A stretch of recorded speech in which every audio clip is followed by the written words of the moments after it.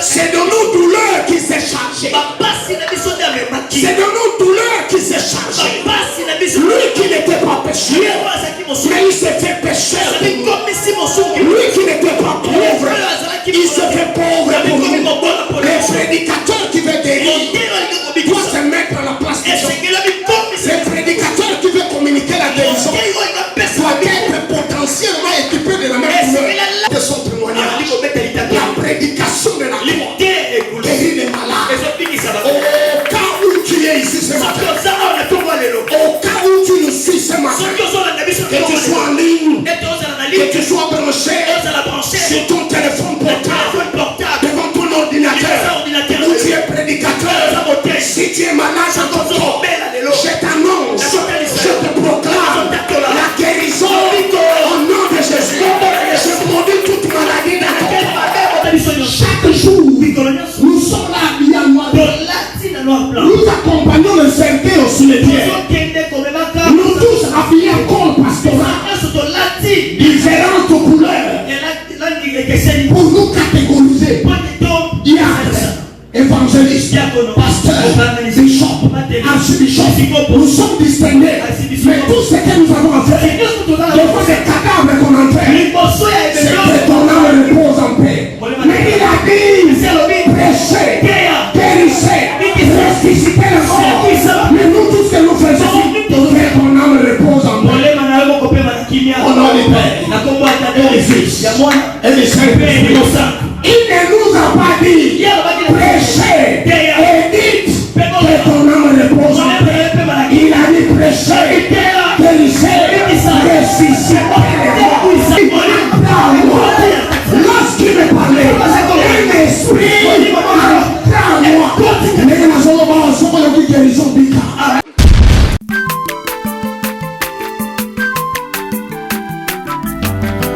Mwana moto te po akosangai abongwani pete po awangana Nzambe ya le Nazarien, le Nazarien, le Nazarien, le Nazarien.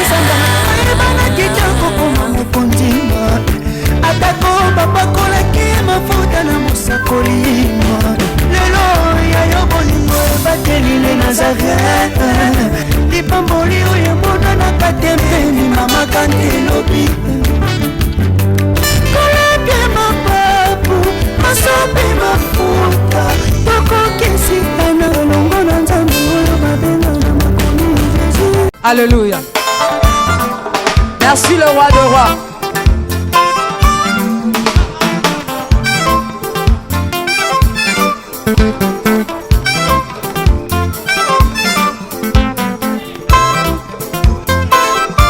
Alléluia.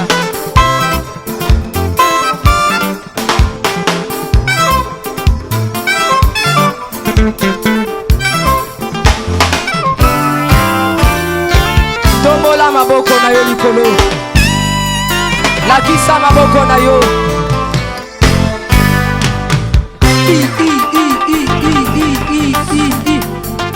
Sakat. Sakat. On y va. Ah. Salaboye, Salaboye. Assis sur son trône. Salaboye. On y va. Assis sur son trône. Encore, encore, encore. Ah, ah, ah. Afandi na ngwende na ye. Yesu azaya kofanda. On y va.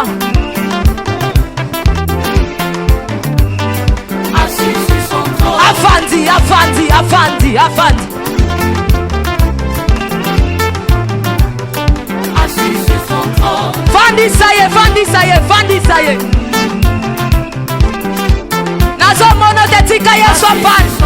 Afandi, Afandi, Afandi, Afandi. Merci Jésus. Merci Jésus. Afandi, Afandi. Salaboye.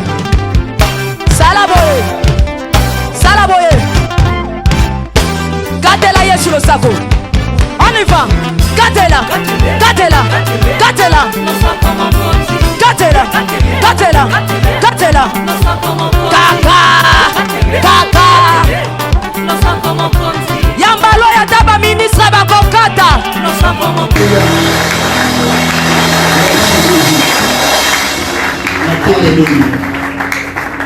Nous allons nous recueillir dans sa présence.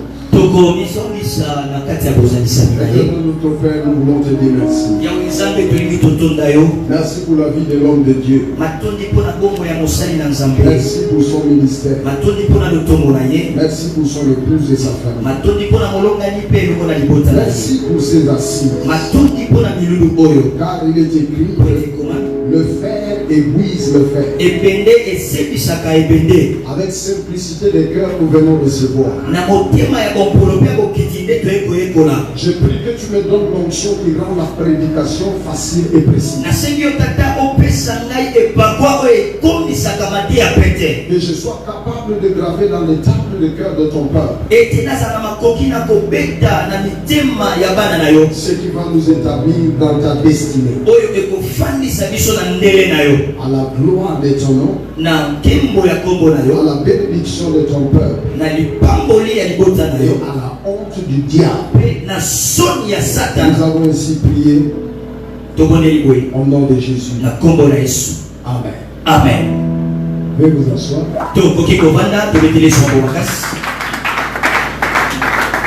Alléluia. Amen. Bon, quand vous êtes poussé à prêcher, c'est comme ça qu'il fait.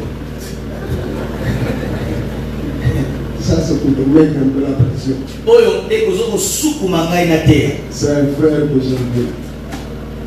C'est un frère. C'est vraiment un frère pour moi. C'est un frère d'une autre mère. Je l'aime bien. Je l'ai toujours porté dans mon cœur. Avec lui, je suis à l'aise. Je ne réfléchis même pas. Je ne perds pas mon temps à penser. Tout ce qu'il me dit, je sais que c'est bon.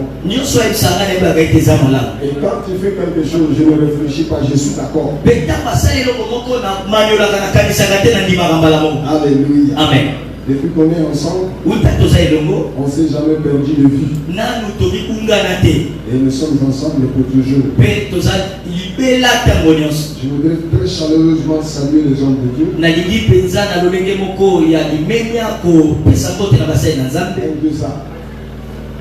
Merci à vous tous d'être là. Que le Seigneur vous comble et qu'il vous bénisse. Prêchez et guérissez. Prêchez et guérissez. Prêchez et guérissez. Comment prêcher pour guérir? Comment dois-je prêcher pour guérir? Prêcher et guérissez. C'est possible de prêcher sans guérir. C'est possible d'être éloquent sans être efficace. Prêcher et guérir. La prédication a toujours sauvé. À chaque fois que le monde s'est retrouvé dans la crise, à chaque fois que l'humanité était perdue, il n'y a pas nul qui remettait les choses en l'air, c'était la prédication. Le premier prédicateur de l'histoire s'appelle Noé. Son monde s'était écroulé. Le salut de son époque était dans sa prédication. Noé a prêché. Il a préservé l'humanité. Noé a crié. Il a préservé l'humanité. Quand le monde était en décomposition, le Kuluna n'a pas eu de réponse avec la police. Le Kuluna est un esprit qui revient. Cet esprit a existé avant que nous n'existions. La police n'a jamais résolu ce problème. Le gouvernement normalement est compté parmi les victimes de Kuluna. Demandez au prédicateur Jonas si vous en direz quelque chose. Ninive était le repère de tous les Kuluna. Le remède était dans la prédication. Un homme a prêché et il a guéri sa nation. Un homme a prêché et il a guéri sa génération. Je déclare. Dieu mettra des paroles de déclaration, de prédication dans ta vie. Amen. Tu vas guérir la nation. J'ai dit tu vas guérir la nation. Tu vas guérir ta génération. Tu vas préserver ta génération. L'évangéliste Philippe a réduit à l'impuissance l'occultisme qui battait en plein dans notre vie.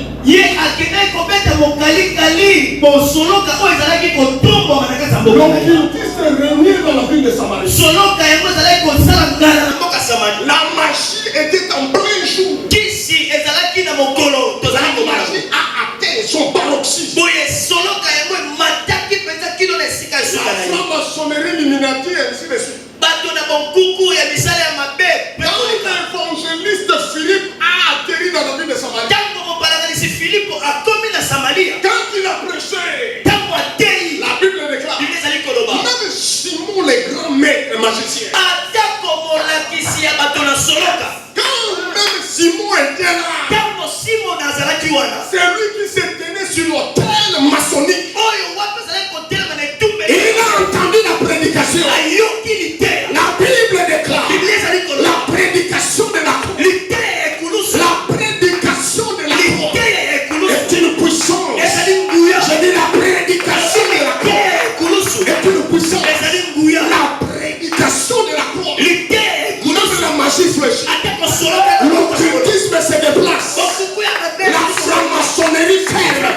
Je parle de la prédication. Je dis que tu deviens le prédicateur. Je dis que tu deviens le prêcheur prédicateur. Je dis que tu parles de la famille. Quand Philippe a prêché, la magie a cédé. Quand Philippe a prêché, les gens ont remis les livres de magie. La prédication de la croix. Il y a quelques mois passés, nous étions en Djamena. Et c'était une croisade. J'étais le prédicateur. J'étais en train de prêcher. J'ai parlé de Jésus. J'ai vanté Jésus. J'ai exalté Jésus. Parce qu'on m'a dit la pratique accoutumée. J'ai élevé Jésus. J'ai élevé Jésus. Et à la fin, j'ai appelé les gens pour venir recevoir Jésus. J'ai appelé. Et j'ai ajouté. Ça passait à la télévision nationale. J'ai dit même si tu es sorcier. J'ai dit écoutez-moi bien. Je parle de tu sais que tu es sorcier. Je n'ai pas dit tu imagines. Je ne parle même pas de la sorcellerie inconsciente.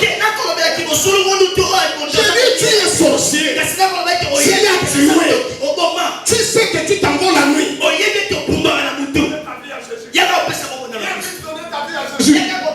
Cours vite, venir. J'ai vu les gens courir. J'ai vu les gens courir. J'ai dit attendez. J'ai bien dit sorcier. Si tu sais que tu es sorcier, viens donner ta vie à Jésus. Et ils sont venus. Quand on prêche, la sorcellerie va céder. J'ai dit quand on prêche, la sorcellerie va regarder. La prédication de la croix. La prédication de la croix est une puissance qui sauve. Est une puissance pour ceux qui sont sauvés. Elle est la folie pour ceux qui pensent. Et nous sommes en train de perdre le temps. Je parle de la prédication. Que dois-tu savoir pour prêcher et guérir?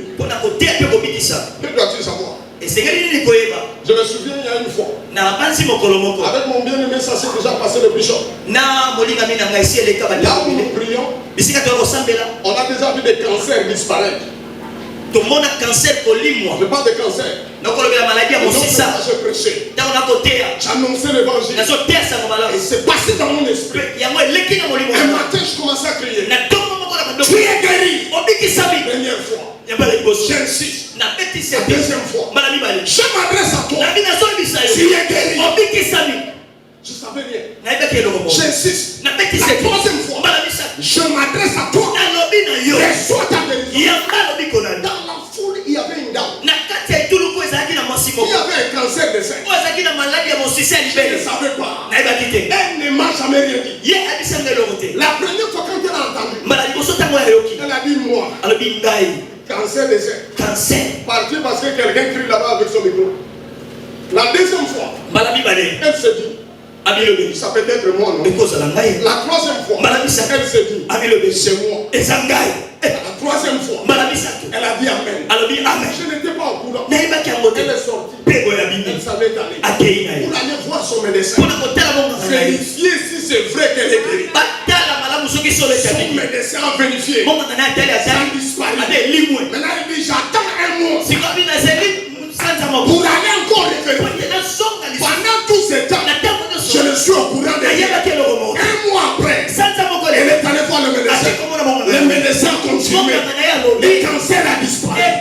C'est alors qu'elle est revenue. On dit bon, aujourd'hui je vais parler. Je dis si tu as parlé, il faut parler. Je lui ai donné le micro. Elle a raconté son témoignage. La prédication de la croix guérit les malades. Au cas où tu es ici ce matin, au cas où tu nous suis ce matin, que tu sois en ligne, que tu sois branché sur ton téléphone portable, devant ton ordinateur, où tu es prédicateur, si tu es malade, je t'annonce, je te proclame la guérison au nom de Jésus. Je maudis toute maladie dans ton corps. Je maudis toute maladie dans ton corps. Que la maladie disparaisse, que la maladie s'éteille. C'est là au nom de c'est là au nom de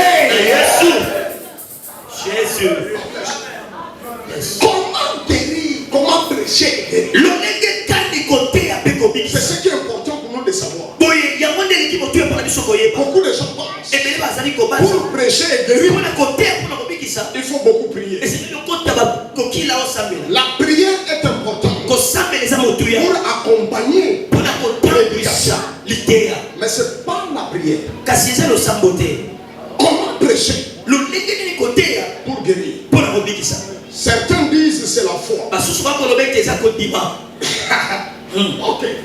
Je suis prédicateur de la foi. Mais j'ai été plusieurs fois confondu. De voir qu'il y a des miracles qui se sont accomplis même quand je n'ai pas cru. Même quand j'étais incrédule là, mais Dieu l'a fait. C'est pas forcément la foi. Certains disent pour que tu prêches et que les miracles arrivent, il faut tout bien s'habiller. J'ai entendu cette histoire chez toi. Mais on va taire son nom. On s'est rencontré avec un prédicateur qui a fait des états. Si vous l'invitez à venir prêcher, il va s'habiller comme un prince. Il doit s'assurer que c'est une nouvelle chose. Il doit s'assurer que c'est une belle veste. Une fois aussi, on s'est avec lui à Paris, on est donné à qui? On s'est rencontré dans la salle d'attente. Les gars là, il faut voir son charisme. Regarde comment il m'a. J'ai dit ça là, je n'ai pas à quel main de les séduire. Si tu vois comment il s'habille. Donc il y a des prédicateurs qui croient que l'habit fait le moine. Non. Il ne suffit pas de bien prier. Il ne suffit pas de bien s'habiller. Il ne suffit pas d'avoir la foi. Certains diront, il faut savoir articuler les mots. Bien placer les mots pour que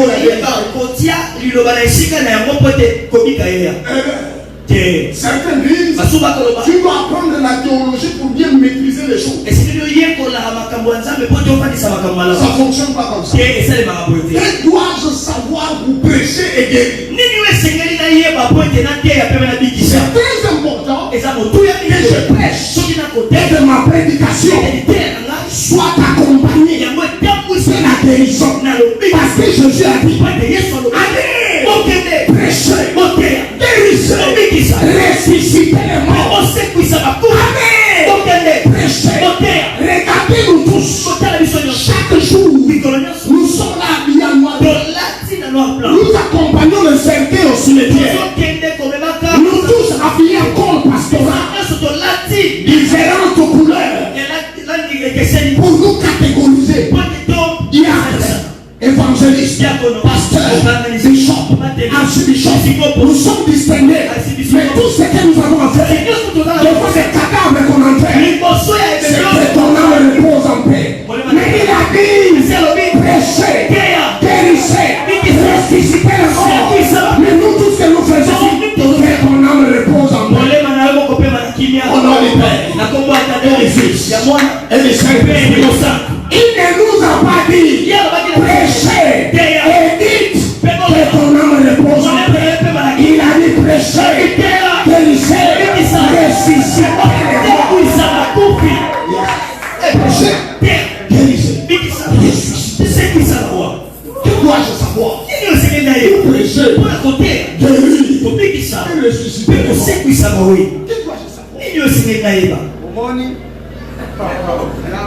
Qu'est-ce qui se passe? La prédication qui délivre. C'est quoi son sort? Certains diront, c'est la sainteté. Il faut être très saint. Mensonge de diable. Mensonge venu droit de l'enfer. Il n'y a aucun individu saint sur la terre. La Bible déclare tous sont péchés. Ils sont tous privés de la gloire. Tous sont péchés. C'est pas la sainteté qui va venir. C'est ça l'erreur des riches qui est devant Abraham. Dans le sein d'Abraham devant Jésus. Écoutez-moi. La difficulté avec l'église, nous avons développé l'hypocrisie. Nous prêchons la discipline. Nous prêchons les comportements. Nous prêchons les caractères. Personne ne sera guéri par la prédication du comportement. Personne ne sera guéri par la prédication du caractère. C'est la prédication de la croix. C'est la prédication de la vérité. Prêcher les royaumes, pas les comportements, pas les caractères. La religion, c'est faire des moyens pour atteindre Dieu. La religion, c'est se faire des disciplines pour être approuvé par Dieu. Mais le christianisme, c'est Dieu qui te regarde dans ta misère. C'est Dieu qui te regarde dans ta poubelle. Et il se décide de venir vers toi. Il n'a pas peur de ce que tu es. Il te prend tel que tu es. Il te considère tel que tu es. C'est ça le christianisme. C'est comme ça qu'on a formé beaucoup d'hypocrites. Les gens ne sont pas vrais. Les gens ne sont pas réels. Les gens ont travaillé leur emballage. À l'intérieur est pollué. Parce que les gens ne sont pas vrais. Ce n'est pas nous qui l'avons cherché, mais c'est lui qui nous a cherché. Lorsque nous étions encore pécheurs, Christ est mort. Lorsque nous étions encore pécheurs, voilà comment on dit. Et combien les riches et les vendus. Écoutez très bien. C'est ça le problème que nous avons. Les religieux. Il est devant Dieu. Il découvre qu'Abraham, Lazare est dans les saints. Et lui est en enfer. Je ne sais pas de l'heure de discussion.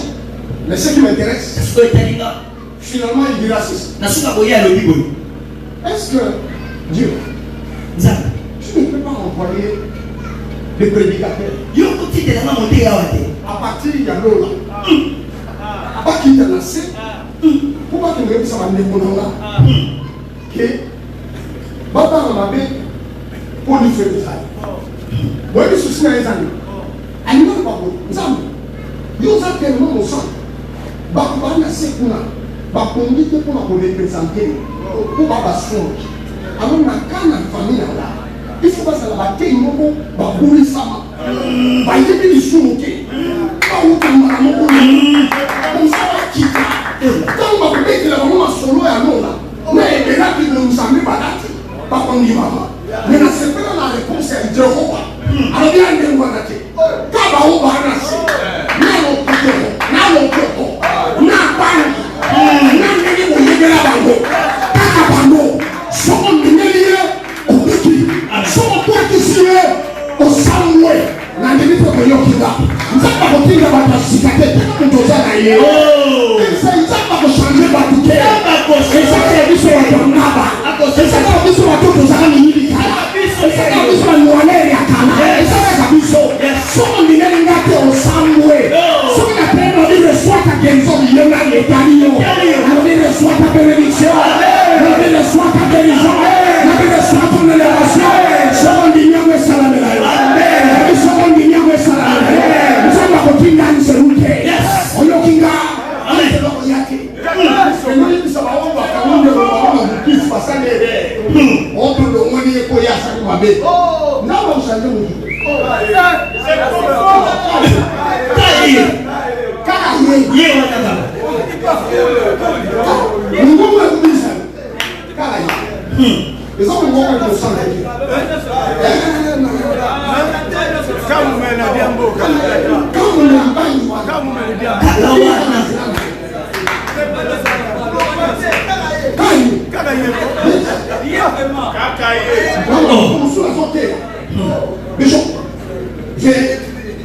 La prière était tellement sévère. Le sambo ezalaki makasi. À 5h30, j'ai déclaré ceci.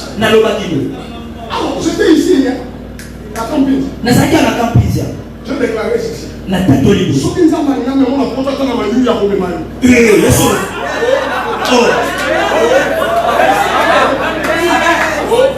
Elongi ya Jeanne, elongi ya papi, yo papi nake.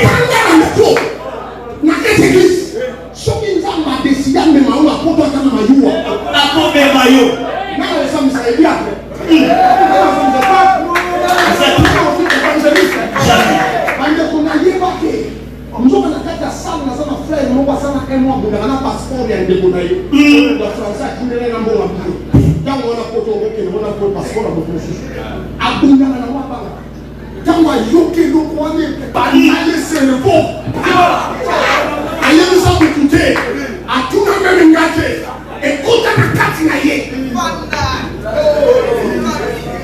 Lorsqu'il me parlait, un esprit lorsqu'il me parlait, un esprit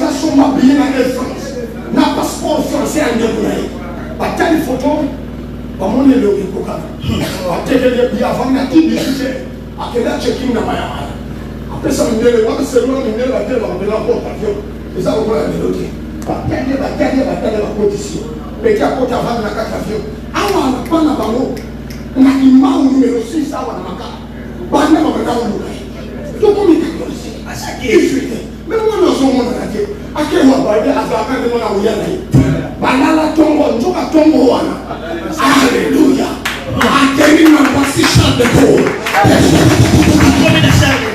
Alléluia.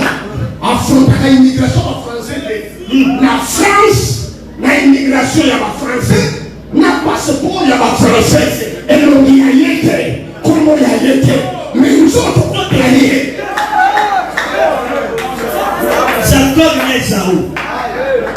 Batana yi ba koti saye kota. Avec qui? Quand on a béni. Avec un cabine à téléphone. A formé numéro.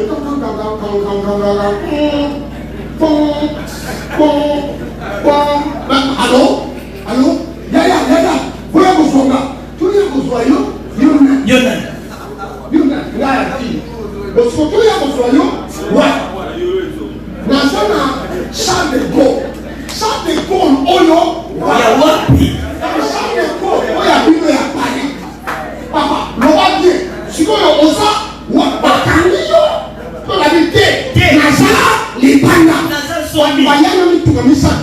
baignoire.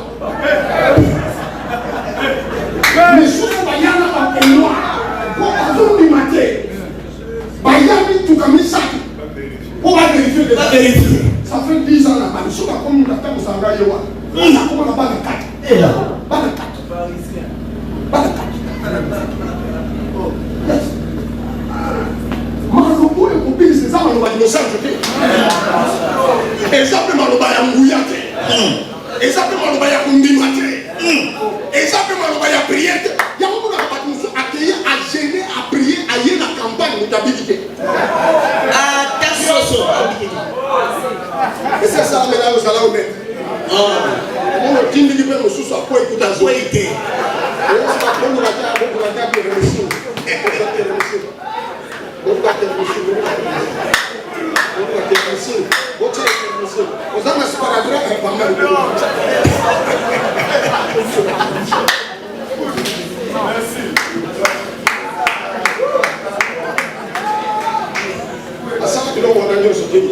Quand il a dit prêcher et guérir, les soubassements d'une prédication qui réussit, c'est le pont sur les choses.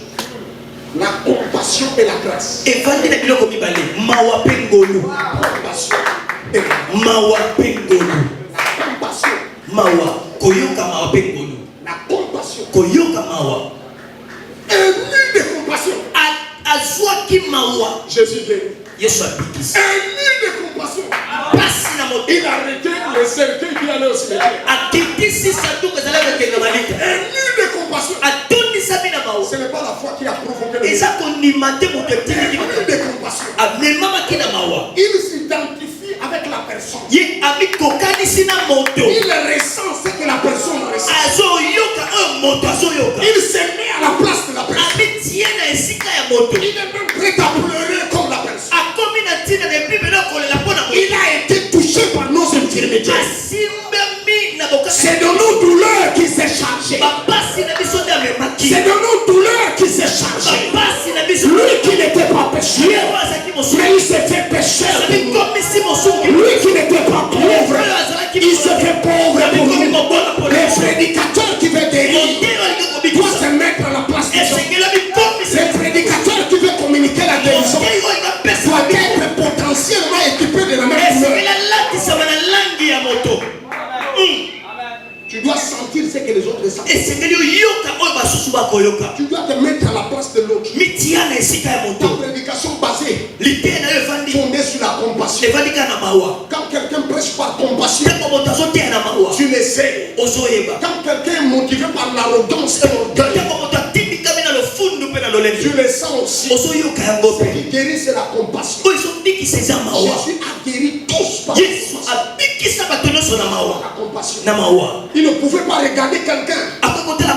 Il ne pouvait pas voir quelqu'un continuer dans la souffrance. Non, c'est de nos douleurs.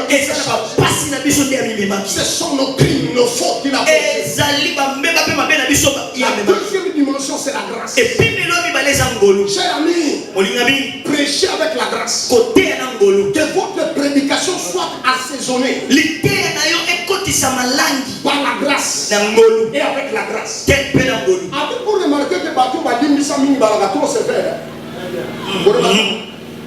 Batou Badimisa Ming Balaga trop sévère et Babalinga. C'est pas bon. Et ça va nous prêcher, ça va nous ça va nous ngolu. Nima keza ngolu. Amen. Nima keza ngolu ne ko sala. Yes, yes.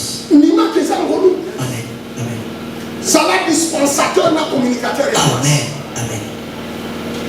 Ce n'est pas par les efforts. Et ça n'a pas cité. Non. Nous ne sommes pas sauvés par des efforts. Et surtout pas par nos œuvres. C'est sûr que tout n'a pas battu à nous. Et donc on est mis au ça pour ça. Et donc on est mis au ça pour nous amener à deux moments. On est mis au ça. On peut se moquer. Comment ça? Où est le ça? On nous amené à qui a au pouvoir qu'on a eu. On a gêné qui fait 6 jours. Dans mon lit,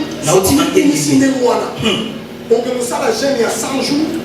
On y est au saliment qui ont non pour battre Babic. Oh, papa, il faut pas battre ça là parce que bah il y a des le salama non ok compassion ça mawa ezate.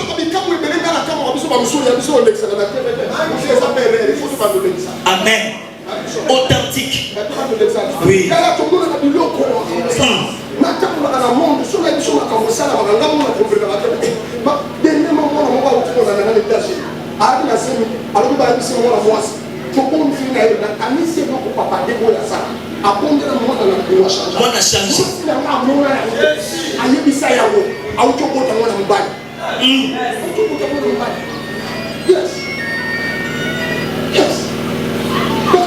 Il faut la compassion. C'est la mawa. C'est la compassion. Dis aux autres qui ne retraitent pour abattre. Dis aux autres qui abattent. Ça a la compassion. Pour ça, la montée pour ma grand montée. Grand montée, on va trophée. Fédération Ezawa. Fédération Ezawa. Championnat, on a gagné.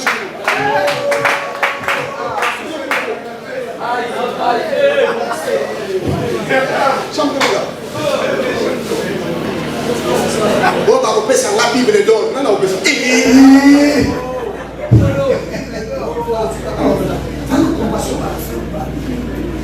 ça la dispensateur de la grâce. Donc, si vous êtes à Batouza, ça a la simplicité des cœurs. Un grand prédicateur, nous sommes dans la prédication de la guérison. Quelques-uns. Jimmy Chouaga. Jimmy Chouaga.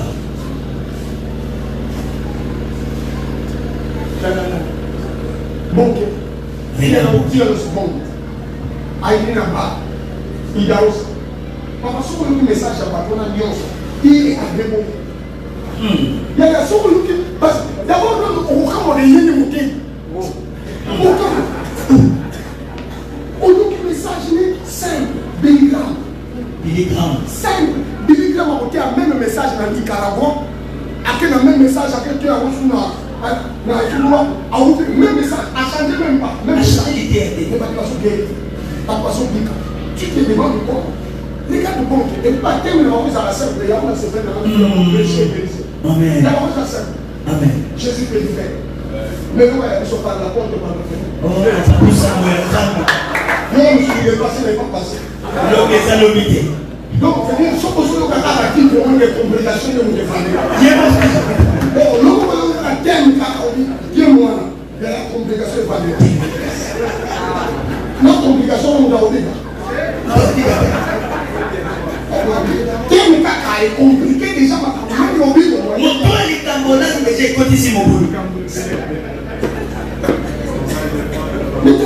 Jésus te libère. Jésus guérit.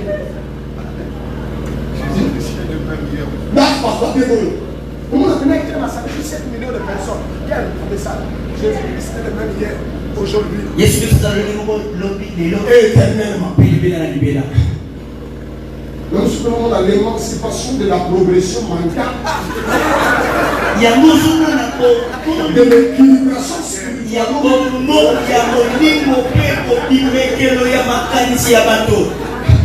Nous sommes professeurs en sociologie. Nous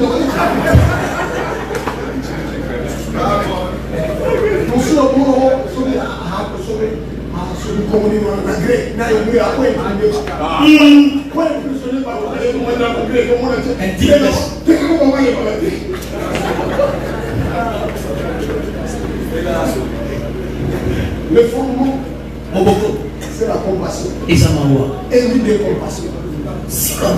Et associer les grâces. Ce n'est pas par la force. Et ça n'a pas par la force. C'est dans la simplicité parce que ça ne dépend pas de nous. Et ça n'a ça ne dépend de nous, ni de loin, ni de près. C'est Christ qui guérit. Donc il faut parler de Christ et de l'éducation. Qui a dit Amen. Amen. Un deuxième élément. Que devons-nous donc prêcher? Les contenus. On a vu que la base, c'est la compassion. Prêche avec compassion. Pas arrogance, pas orgueil. Bon, venons beaucoup de monde. Bon, c'est là. Beaucoup de monde. Là, on a dit. Maintenant, on a dit que c'est la demi. Bon, je vais vous dire. Nous allons dire que c'est la demi.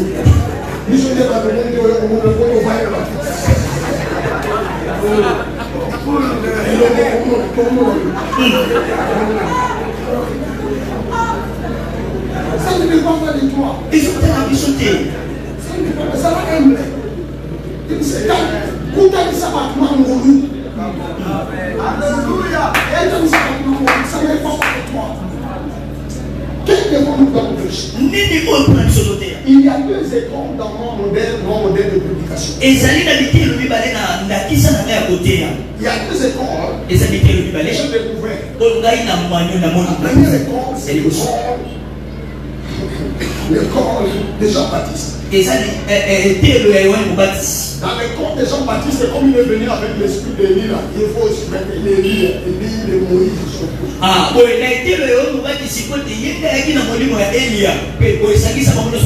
L'école des Jean-Baptiste, c'est ce que Papa Idaos a appelé finger point. Je veux que vous m'entendiez ça. Papa Idaos me disait toujours, every finger pointer preacher will die. Tout prédicateur qui ne fait que pointer les doigts aux autres mourra.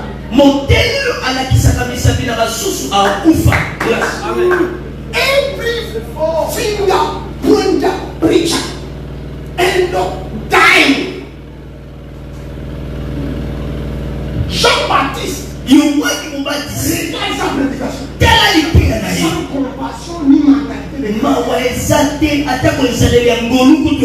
de vipère. Vous là vraiment vous. Espèce pervers.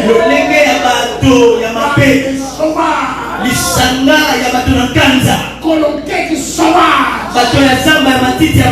Les enfants de perdition. Il n'est là qu'à pointer les autres. On l'appelle encre correcteur. On appelle le préfet de discipline. Jésus-Christ l'a vanté. Il est le plus grand. Le plus grand, on va laisser la place à lui, ça va fier d'abord. Nous avons des Jean-Baptiste à lui, ça nous a dit il y a une Israël à soi, il y a un des bureau. Oh, quand il le fait. Quand il fait le autre, à sa part, on a dit à mon moment, il y a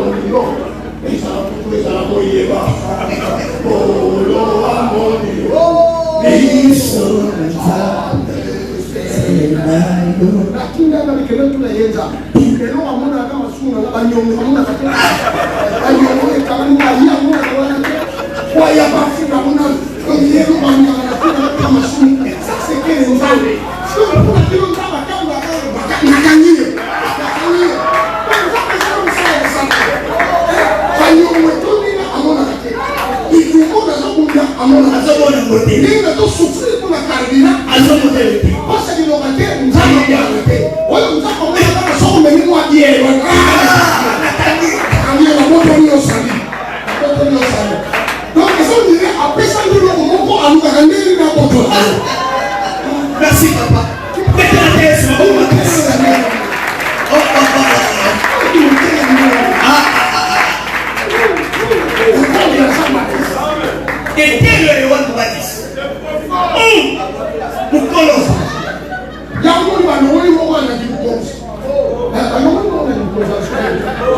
Jean-Baptiste.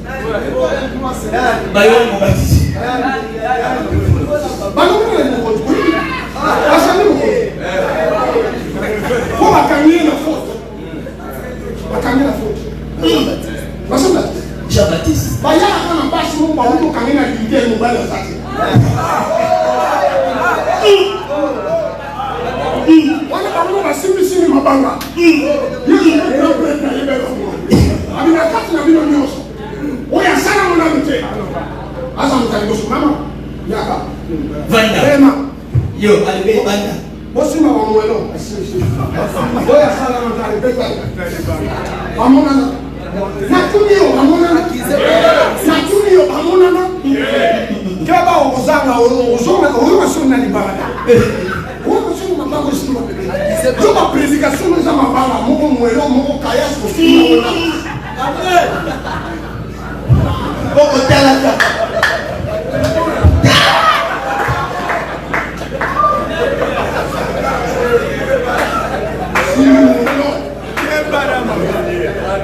Aussi bien bon OK bien.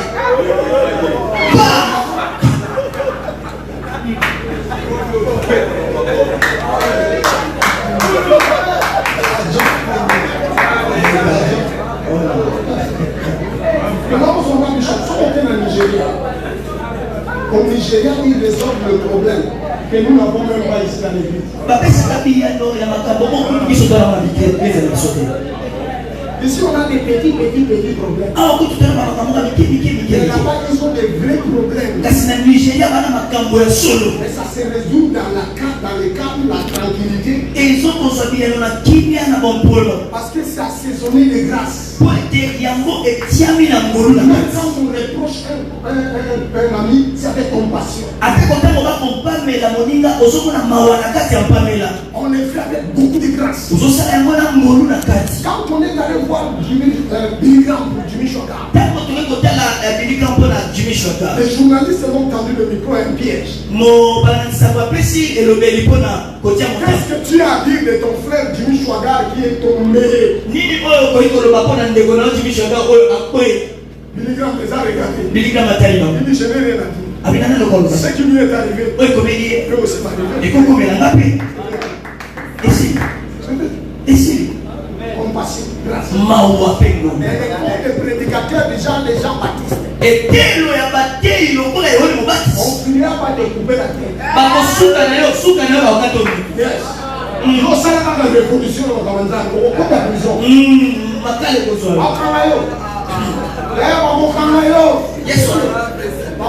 Au nom de Jésus. Jésus m'a parlé.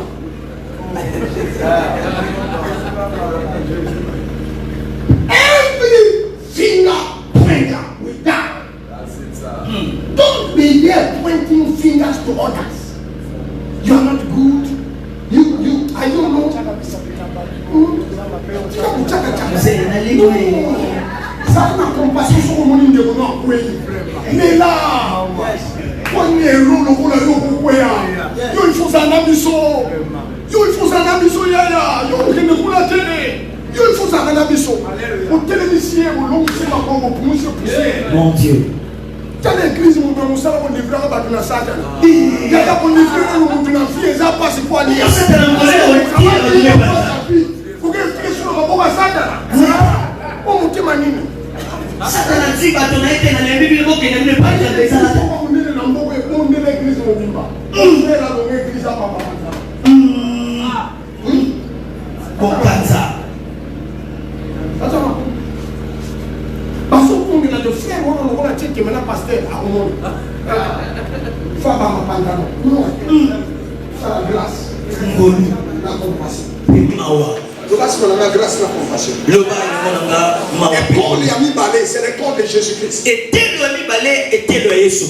Il m'arrive de vérifier qu'est-ce que Jésus prêchait. Je passe mon temps à vérifier dans la Bible. Comment Jésus lui-même prêchait. Quand il était dans les synagogues, quand il parlait à ses disciples, c'est ses prédications. Les prédications de Jésus sont compliquées. Jésus m'a choqué par l'expression et la communication de compassion et de grâce dans sa parole. Quand Jésus-Christ arrive, il dit venez vous tous qui êtes chargés et fatigués. Moi je vous donnerai du venez. Je comprends que vous êtes. Et les gars disent non. Où sont tes accusateurs? Je vais te condamner. Il ne prêche plus. Les prédications de Jésus vont nous troubler. Jésus mangeait avec le publicain. Une femme, moi c'est un moment où il y a un attaque. À côté de Jésus, il y a un temple même où il y a un temple. Bon, on a fait un côté de la côte de Assis sous une aide, il a bandé, il va caresser. Maman, nous avons abomination. Abomination. Assis pour caresser la soupe. Yaya, soupe, moi, c'est comme un coronavirus, c'est dangereux. Et ça, les camarades de Colonna.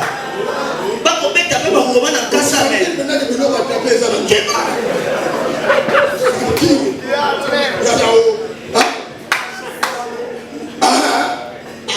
Merci, merci. Il faut sentir que les bilans vont attaquer ça dans tout. Tu vois la soupe qui est tombée dans la main. Il y a ce pas dans ce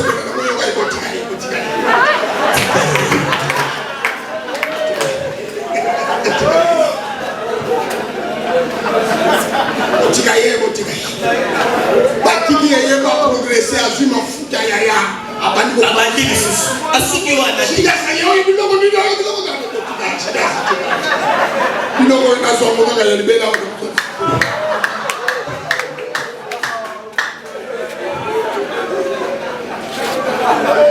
mon prédication ça va la bateau amen abasa bon nous asso dala le longa vraiment que ta personne abi partout ça mana ko côté chaque baptiste akanga yo yo wani mbatisi boy chaque baptiste aya kokuta yo azopa musawo suki na mako ya chaque baptiste aya kokuta akopeka yo race de vipère akoniaka yo communauté de sauvage et puis à côté de ça une église suspension afin d'ici Tata.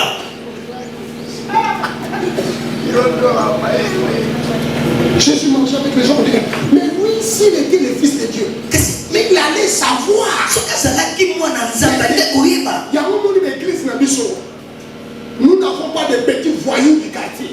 Il n'y en a pas. Parce que pour nous, ils sont déjà jugés, condamnés, exclus. Ils sont fils de perdition. C'est ça notre problème. Nous sommes dans des quartiers pleins de Kourouna. Ça ne devait pas être le cas. On aurait dû maîtriser ces gens. Si on leur témoignait la compassion, si on les aimait, si on les approchait, si on leur parlait. J'ai tenté l'expérience et ça marchait. Le jour où j'ai pris la résolution d'attaquer tous les gens Kourouna du quartier où j'étais, je commençais à les approcher. Je prenais leur style. Vous allez me trouver dans un couloir et me connaissez. Quand tu te voyais venir, un autre qui mon donné, mais comment on est déjà là, mon Dieu?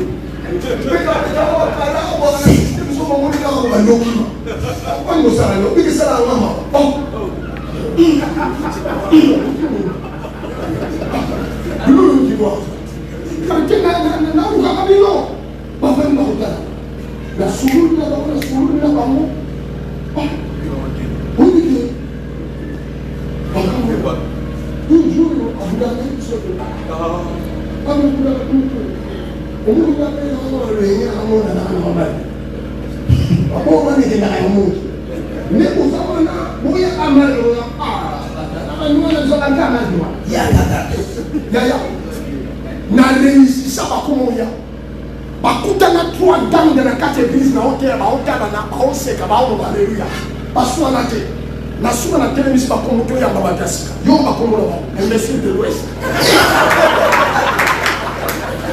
non monsieur combat méchant ya donc yo qui ba joue l'église to bima 14 14 donc tout c'est bina 14 aïe.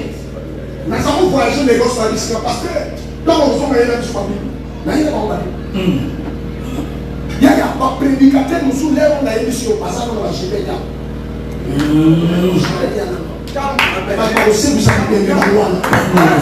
Et ça va mater une sous à côté de ça va stade au yo pour café.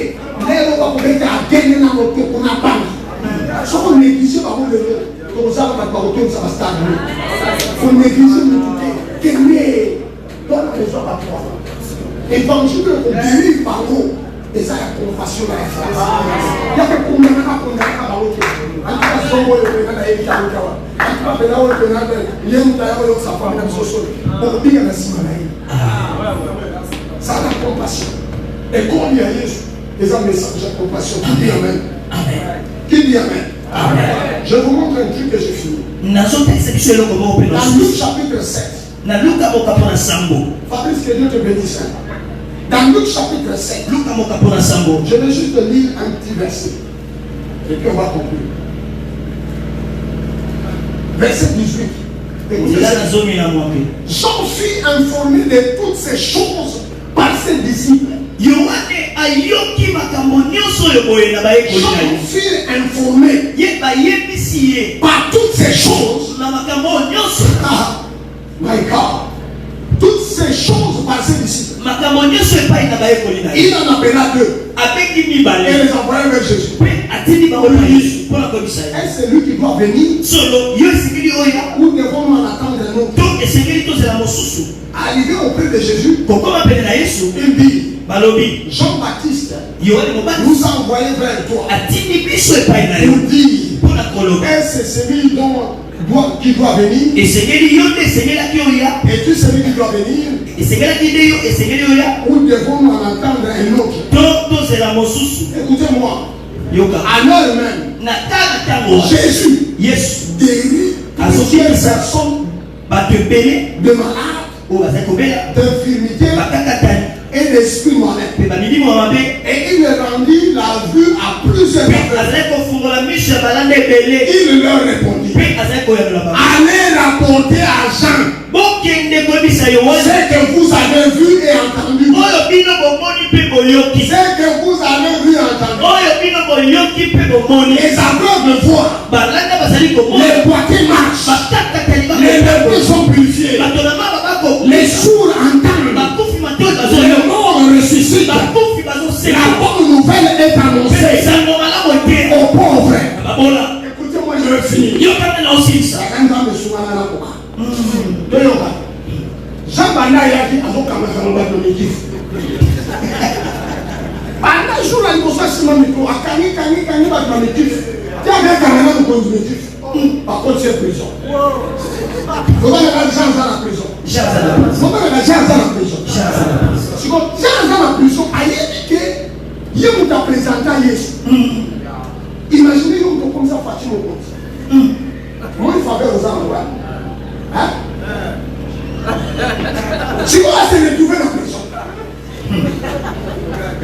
alors il y a un sango, vous avez un chapitre 7. Sango, vous avez un dans le chapitre 6. Dans le chapitre 6, aïe, c'est pas moi. Non, vous l'avez savé, nous sommes soyez de Panama. Aïe, vous avez un Panama. Mais ça va nous faire un si vous avez un savé, nous allons faire un savé. Il va dire que nous sommes en Israël, il faut aller Yuda. Chapitre 7. On est à Yuda. À l'accès dans le romain. Le centenier. Chapitre 7. Centenier. Nous avons un miracle. Centenier, c'est un soldat, c'est un romain. Par romain, parce que nous sommes juifs. Donc, nous entendons les juifs. Mais si tu as ma colère, à côté de la banque, à côté de la banque, à côté de comme ça va souffrir. Mais Jésus va nailler. N'a qui me signe. Par miracle, les millions sont ça. Et pas papa. Assez sur ça, on a chapitre 7, verset 1. Dieu qui dit, et pas à centenier. Après, immédiatement, à qui on s'en va pas vers via naïve. En amour, on nous parle. Si on va s'en rendre, nous sommes. Et comme il dit, j'ai remarqué. Non, on va rendre. Yes, on va s'en rendre. Bato bakanina me hapo za mikamwa. Je falabuda. Yesu falabuda. Koke ngotuna. Ngotuna ye. Mati yangu ya yake nako. Kaka kuna msalaba pale mwanangu. Kama koke na yangu ili kubiri sabata.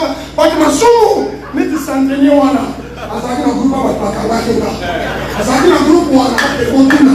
Yeah! Todi yeye.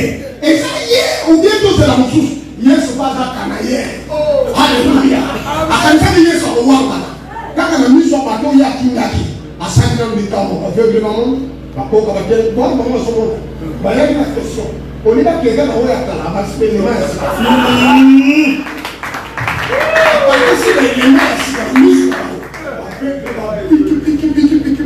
Alors, bon, c'est quoi là? Bonsoir. Bon, mais il y a ça. On est au bout. Là, on va mais quand vous voyez que vous voyez que c'est quoi? Pas vrai. Allez, va mon côté. Pas mon. Bah, il va t'en la côté. Bah, on va y aller dans ma tête. Bah, t'es pas mon la côté. Pour que vous voyez que ça y est, ça va maintenant, ils ont été. Parce que bon, on a rien là qui y a quoi. Comment dit confusion là? Confusion là, ils allaient. À ça, la notion, il y a prédication, il y a compassion, la grâce. Il y a ça, la notion, le couple à ça, la romain, la mérité de mission. Bishop le roi de Yélinzambe, il faut donc qu'il l'homme. Mais il soyez à Soubissan, dans Isaïe chapitre 61. Il m'a envoyé. Afin d'annoncer la bonne nouvelle. Qu'il y a battu, ça va que Yeshua. Mon pauvreté ici là, amen. Yémi sabatu nzamba sana na miracle, amen. Nini sabatu ke nzamba bilisa, amen. Yémi sabatu ke afute na kabatu la nyongo, amen. Kupaka ke yémi sango batu, nzamba no mula batu na makolo, apese mutu, amen. Ngana nini nzamba kabenga mitu wa mibale. Na zima kabenga déjà misa, nous allons continuer. Décidez. Laissons continuer. Yes. Yémi sabatu. Nzamba no mula nzamba, amen. You, alors que you no mula la bawangu. Apôtre Paul a dit de pauvres que nous sommes, nous enrichissons plus. Dites à ton église que le temps de miracle n'est pas passé. Dis ton malade que Jésus guérit encore. Quand tu prêches, parle de la guérison. Quand tu prêches, parle de la prospérité. Il m'a envoyé pour annoncer la bonne nouvelle aux pauvres. Il m'a annoncé pour enlever le vêtement de deuil.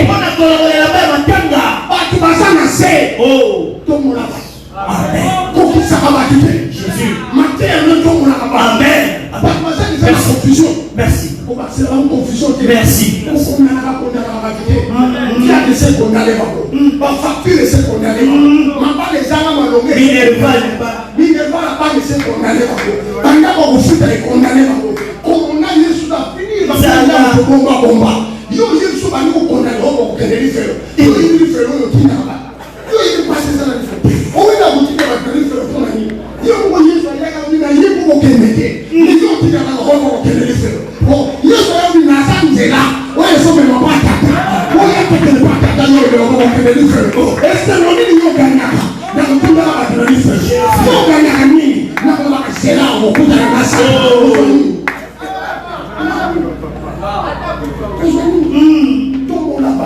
Amen. When they say there is a downcast, you shall say there is a raising up. Tout la battre. Ce qu'on t'a eu à ça briser, il y a beaucoup à y sauter. Encourager. Amen. Tout le monde a eu. Pesa équipe. Amen. Pesa équipe. Amen. Yes. Pesa équipe. Mon tassi sur le là c'est bon. Je t'avais dit. C'est bon souvenir. Ton souvenir. C'est bon, il est là. Ah, aujourd'hui, les autres, on te regarde.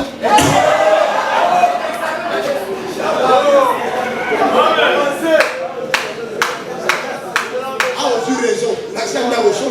On somme à l'autre, vous d'ailleurs, sur les là. Pensez à ma mission. Vous t'appelez, mais c'est le courage. Il dit ça que l'homme, les amis. Amen. Amen. Il dit ça, tellement. Mais juste tombera cette fois. Nous sommes au téléphone. Ne te moque pas de moi, mon ennemi. Lorsque je tombe, je me relève. Où est la possible, ça me dit, oh, il y a un petit moment pour me dire, va être loin.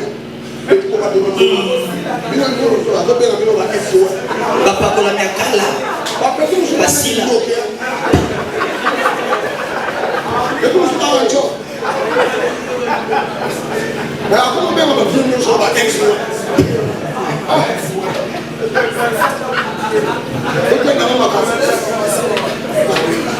On va être loin.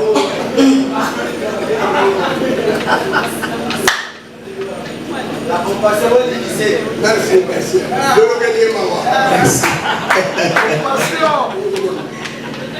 Vous allez à compliquer à éviter. Il y a une course à 100 mètres de guerre à marathon. On va gagner 10 points à mais qu'est-ce qu'on va faire pour gagner le marathon? Nana yoki ngalobi na yoki. Yoki papa. Nana yoki ngalobi na yoki. Na yoki papa. Toyoki. Allez prêcher. Bokende boteya. Guérissez. Bobikisa. Ressusciter les morts. Bosekisa ba. Prêche avec compassion. Teya na mawa. Prêche que ta prédication soit assaisonnée de grâce. Si que te litera esangana na ngolu. Mutakela ba to masumu wana zali. Asa. Akufela bango. Asa na plan pour na bango. Et au changer de un programme à une place à Okanga Mutu. Aïe. Na subisha ngo pasteur mo ba yeli mwana lesango. Petua na mela bangi maeleke. Tata yoki basone ma forme nyo so dika dame. Alors finalement père a sapé ma forme nyo sa demi. Mukola suba. Atala na ba tunaye aisa petit. Omoni sara no ni. Mais quand on a mon tour là, c'est marrant sur les attaques n'a pas prié dans la salle. Un jour, il y a un travail. Attends, petit à petit, continuer par le dire, il y a un petit par le bleu. Parti, comme ça. Sur l'oreille. Aïe, vous aurez un nous avons une place dans le compte. Amen. On va aller dans le merci. On déclare ça, on va tout il y a ça va tout chance. Merci. Amen. Il y a ça va tout chance. Mais là pas tout va aller la sous. Mais ça va tout chance. Mais ça va tout chance na vie. Attends aujourd'hui à quel moment tu vas me payer chance. Amen. Au yébité na réuni, on kuta comme nous jasongi. Au yébité na place ni na mkoloni nzamba kana igana rendez-vous na yi. Mais ça on vient sur chance. So on va dire amen. Amen. Lo basi mananga na kombo na Yesu. Na kombo na Yesu. Na yambi ngolu. Na yambi ngolu. Ya kutondisa na compassion. Ya kutondisa. Pe ya kozala dispensateur ya grâce. Pe ya kozala dispensateur. Dans le nom de Jésus.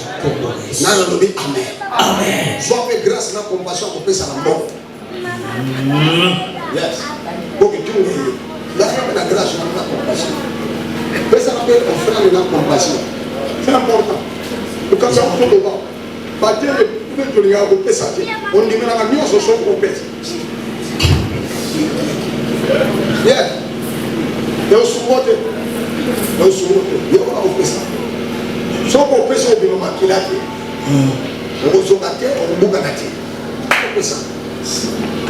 Na sufra, na sufra. Os outros não vão ninguém, não vão para fora. Vão para cá, para o color bicho. Os outros não vão comer uma sala bazar naquele para conferência.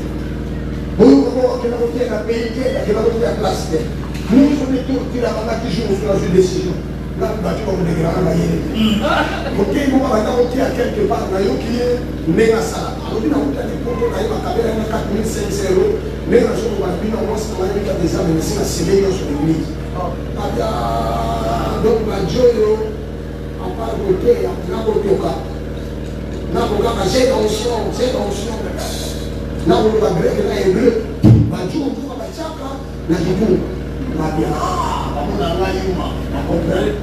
na vanda sur place na jour projet na kama leo tu ya ba na kama mojai na bimisa na na pasteur Pierre Kamida na kombi mo seri wa na exe na 5 heures ayana kombi na ndwa na soma kiti ya kuna na kotisa na kero ti ona na kombi mo na ta ko de mesa na bo yi na mo ni kila pesi kisasa mo bimeto na mafisha ufana kuona mwenyewe pale ufana kuona na ile kidogo na kama hiyo zote na yake na yini ungeendesha kuona na kile na kama ya basi ndio na kama bali sona bilise kwa passport na wao upige crise sona bilise kwa passport upige crise upige crise na visa ndio sio na ndio na ya chai chai naya cha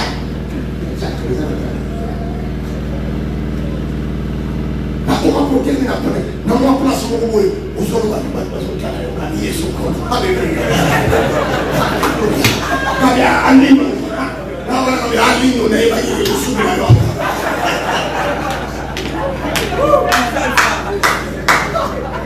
Na kote na siège à Banque mondiale na Washington DC. Yes. Conférence nous récemment pour chaque lundi dans 12h basakela. Ngai moké. Japonais, japonais. Hallelujah, le Lord, le Lord, le Lord.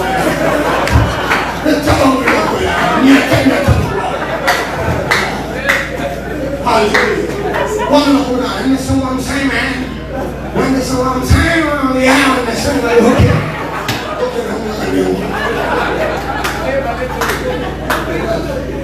Il faut que la vie ait un cabas tout. La micro n'a cabas, la semestre. Si vous battez les bébés, vous voyez pas. Yo maro na mondial. Yes. Yo on peut ça. Vous comprenez? Somos à mon Dieu ça na bilo. Chapas. Bon ça ne parle pas. Ça. Bisous pas passer par un essai on dit na kabele na lupa. Oui, c'est le côté, c'est le yo pas le parle. Après le mec la parle. Yo gratuit. Aja moi la terre pour les yo. Je prêchais quand un de mes fils m'a surpris avec une parcelle.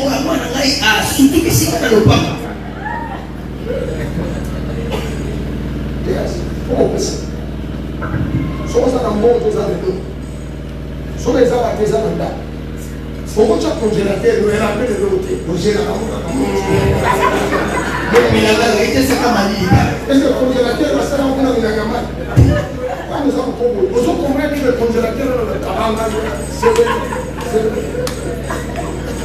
congélateur de la campagne.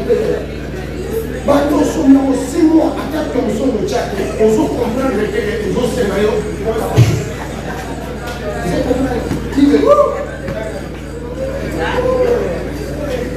Programme le là-haut.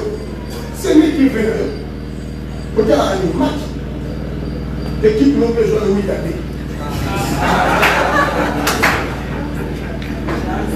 Nous avons la prise, maintenant comment on y a un motif dans ma motif.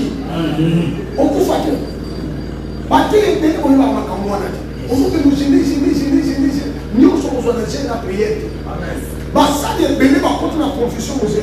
Par contre ça les prophéties nous nous ça nous on n'a pas ma caméra nous nous on la vie na yeli communauté na loba na ngapé l'autre.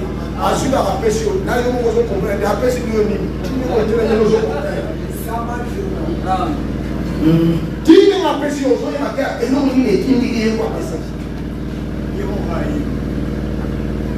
A sacrifício é já. E calma. O posso nem $500 para o ministério. C'est un programme de boulot. Yes, 500. 100, on baisse. On peut faire. Mais on sent que là, il faut que ma porte. Ma porte est là, compliqué. Nous, ce qu'on a par magnétisme, soit on compte un forum le soir. Automatique. Vous autres, les gars, on dit le sacrifice est là. N'a pas besoin de ton cas. Tu peux sur sa programme, on peut faire $500. Élément.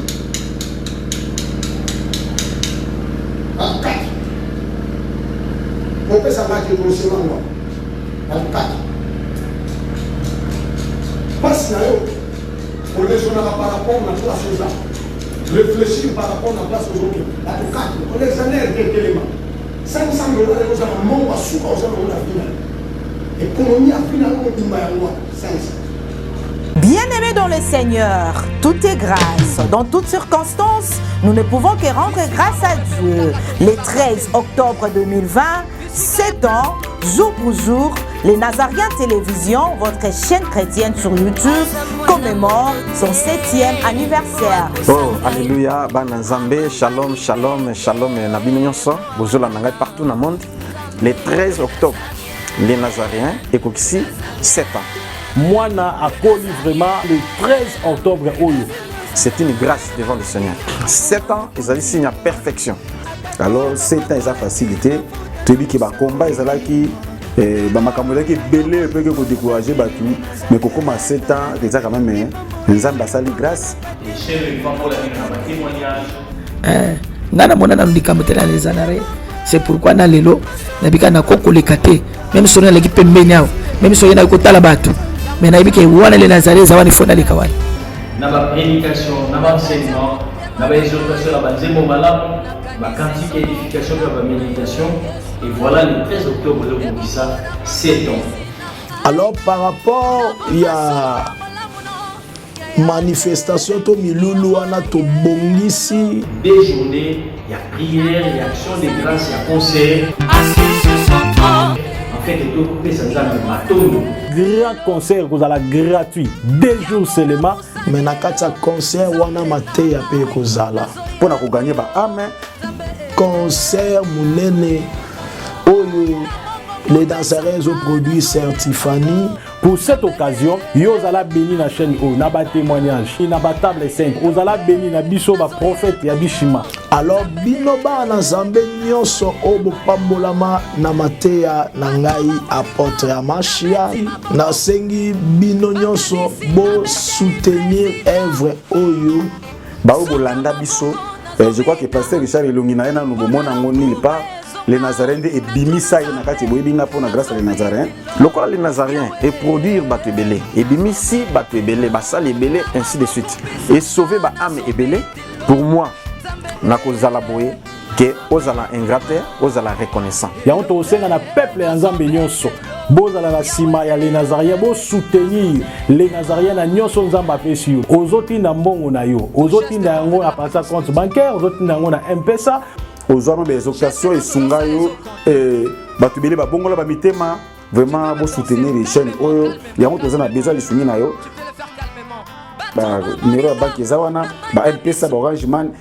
Alors na sengi na yo contribution na yo ekosunga to célébrer ensemble na servante de l'Éternel ba numéro yango nezoleka tinda action de grâce na yo tinda soutien na yo et vraiment ekosala malamu et nous en avons besoin de contribution spirituelle, financière, matérielle afin que des grands humains réussissent afin que tout le monde ait une action de grâce. Na yo moto pesi mbongo na biso bato to côté atoza ka musala moko vraiment to sengi na ndeko sunga les Nazaréens livre souvenir comme et comme ma kozala mingi malamu tala canal ya bien ya ko soutenir afin que Nzambe afuta yo Nzambe a récompenser yo surtout Nzambe s'intéresse ka mingi na bato ba contribuer ka pona sali ya ba âme comme chaîne ya munene oyo maison mère les Nazaréens. Soko za na besoin au participer na mbongo na yo okobenga na ba numéro oza affiché wana et oza malamu po ba recevoir mbongo na yo. Soki osali yango Nzambe na lola akopambola yo pe akopambola na bana na yo na bakoko na yo. Numéro yango wana ya bancaire banda déjà kotinda nde nazolo ba botinda M-Pesa tinda Nzambe ya bishima Nzamba prophète Ézéchiel apambola yo. Que Dieu vous bénisse abondamment. Merci. Naolia bakiti na ba mesa. Ah. Atanya ukondoko. Na mona yo. Na chayo na mwamba. Na minito na kata bena katikata saki ya fufu. Oui. Allô, est-ce que tu bonjour. Boni. Et l'autre côté, et puis qu'il y a mon bureau à travailler tes micros. Donc dès que tu as un galère na niveau 0. Tout ça là boy. Moi il n'a pas un bon vraiment mingité. Mais nazo tchela bino moi mukio naza nango na agence moko boye Nazareta. Sarita c'est du sérieux. Oh. Maman comment des bongo donc yo pesa ufuti mbongo kuna partir à poto biso to ya to jibilo. Na bengi ya Scotty. Agence moi ifungami comme nango Nazareta. Na kufie. Agence lisusu. Naka sa su mulongo kuna. Pendant que susu. Kuna eza mamba mulongo te. Ye si afuti mbongo kuna partir à poto biso tozoke ko récupérer biloko oli. Atika boyeko. Yeso mona makamba bongo na monte. Bat papesi mbongo kuna biloko ko récupérer biloko oli na agence. Ezalaka. Mais yango bandi. Mama. Deki nanga yebisi ngai mena ndimite. Na lingi na mona ki mona beso. Po likamba boye. Na monte na ne salamate. Mama yebisa ngai. Bapesi mbongo kuna biso to récupérer biloko ko lia awa. Ya solo boutique Nazareta ezali boutique où ezali à distribution ya ba produits alimentaires. Ah! tosali mpo tosunga bandeko oyo même baoyo baza na peu de ressources comme les boyete bandeko nango baza na niveau ya Kinshasa même avec un petit rien. Donc à partir à $10, $15. Donc si vous avez un bon côté, nous devons pas tosunga yo a ozika biloko kolia. Maman Nazareth Nzamba Pambola ya bakise mikolo ebele awa na sena mokili. Et bongo awa tozawa poto yeba adresse awa. La boutique Nazareth a été ici à Kubungate, toza sur avenue Monkoto numéro 1, direction Elengesa. Face à face na église catholique Saint-Vincent. Ah, direction Elengesa, Monkoto numéro 1, à face à l'église catholique Ah, Saint-Vincent d'école. Bon numéro de téléphone, vous avez monté déjà, vous avez on a 3 numéros pour Paris, vous avez un numéro pour la Suisse, vous avez un numéro pour la Suède. Ah non. Nazareth, nous allons la Congo ici. Julia, nous allons kangisa kia fufu.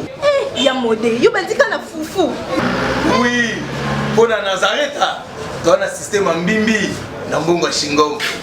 Bon, ok. Vous allez sérieux. Ça c'est du sérieux.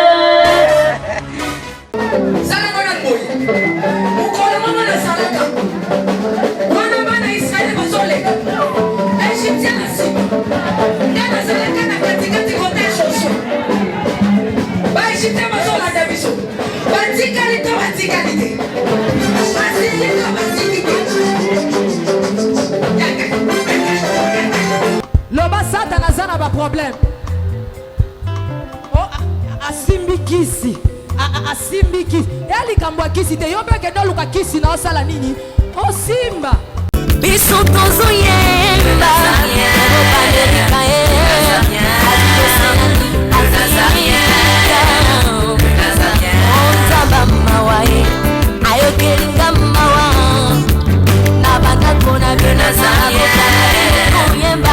Les pensées pour aux événements passés.